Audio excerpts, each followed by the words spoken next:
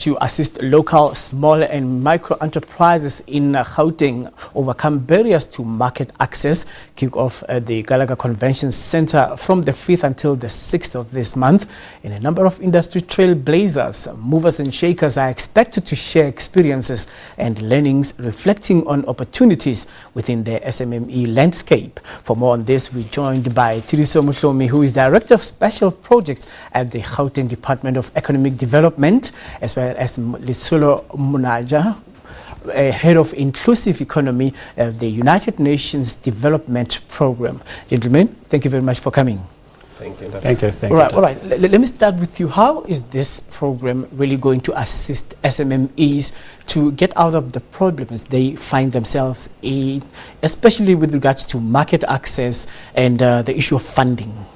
Okay. Yeah, I think, Colin, SMEs are confronted with different challenges. One, like you said, is access to funding. The other issue is access to market. But access to funding is not such a huge problem because there are a variety of funds in South Africa and even in private sector that are providing funding to businesses, small businesses. The issue is access to market, because if you have a market and you have a contract, it's easy to actually access funding. Therefore, I think our primary focus in trying to assist small businesses to actually access the market will solve the problem. It's a systematic approach to the problem of SMMEs, because if you have access to market, you can go and get credit, you can be able to invest in technology, you can be able to invest in skills development for your employees, or even in infrastructure that you require as a SMME. So that's the most important. We're looking at a systematic intervention that will have a ripple effect for small businesses. But the problem here, let's take it from the initial stage of development, incubation from the initial stage, as well as looking at capacitation of these SMMEs. Are they really ready before they can highlight the kind of problems they find themselves in? Yeah. Dr. Colin, normally when we speak to the corporates, they ask a similar question to say we can give opportunities to these SMMEs, but they are not capable. Then from the government side, we are then saying, show us where the opportunities are, what is the criteria to accede to those opportunities. Then we can partner with the corporate to make sure that we are going to deliver SMMEs that are capable.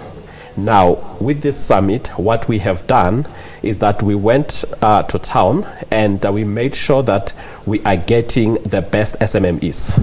And we therefore have also then developed the developmental matrix to make sure that now before the summit and post the summit, those SMMEs would be able to deliver to any task that would be given. Most of them struggle to grow. How do you capacitate them not to be affected by the slowdown effect of not being able to handle massive orders when they have started on a small scale? For example, I remember 3 years ago, there was a problem with the 5 billion rand that was allocated for township development programs. But then when government wanted to procure from SMMEs, they could not deliver because they didn't have the proper capacity in as far as machinery, staffing, and logistics.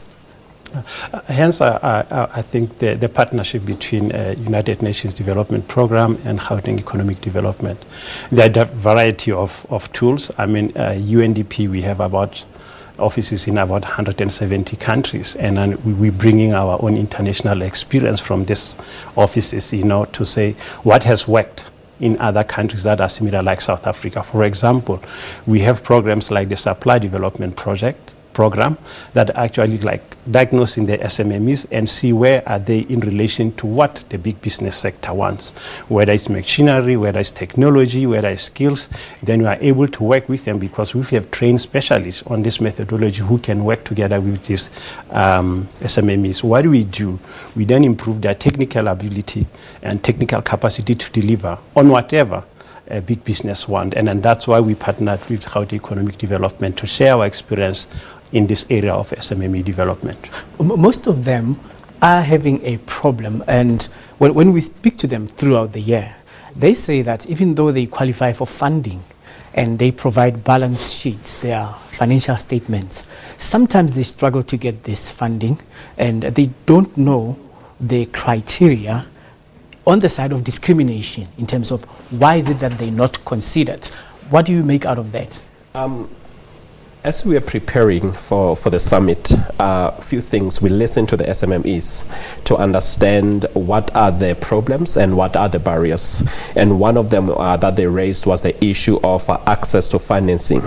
What we then did as the Gauteng Economic Development, we then facilitated a roundtable discussion with the development finance institutions to say, here are the challenges that were raised by the SMMEs.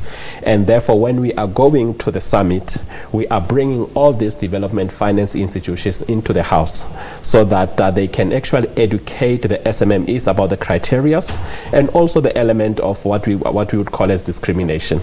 And we will have both the government institutions and also the private ones.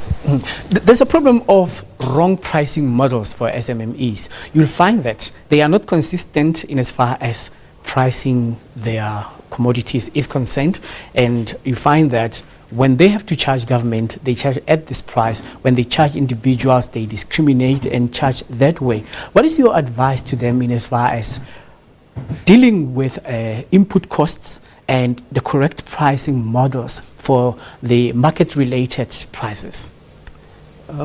Let me, once again, there are key issues that Letsholo alluded to, the systematic problems.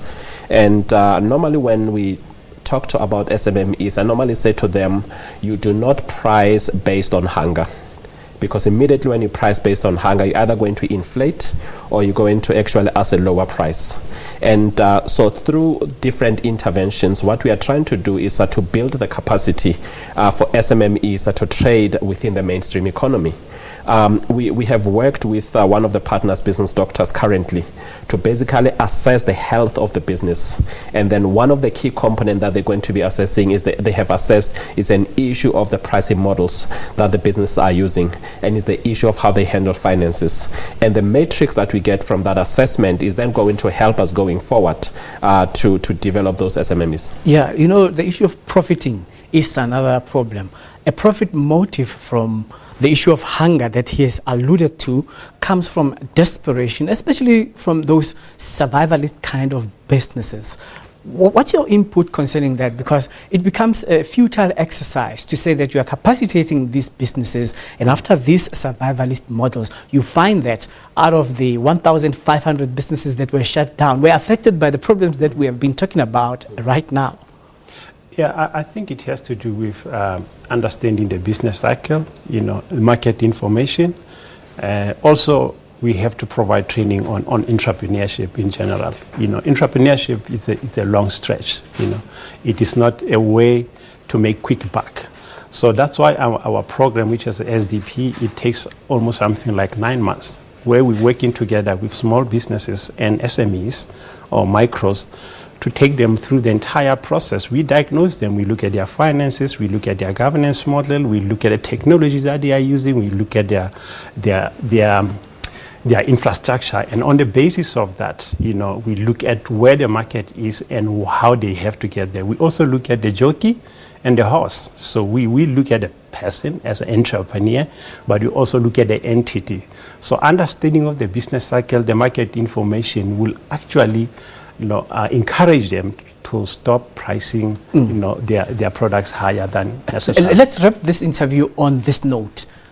Entrepreneurs or business people who mix their personal finances with their businesses, are you teaching them that the profits of the business are not necessarily your money to go and purchase personal stuff like big cars or renting big houses? Somebody was asking us what is the model that we would want to use to develop SMMEs, and I said the model that we need to develop to start with is an issue of culture. What is the culture of entrepreneurship?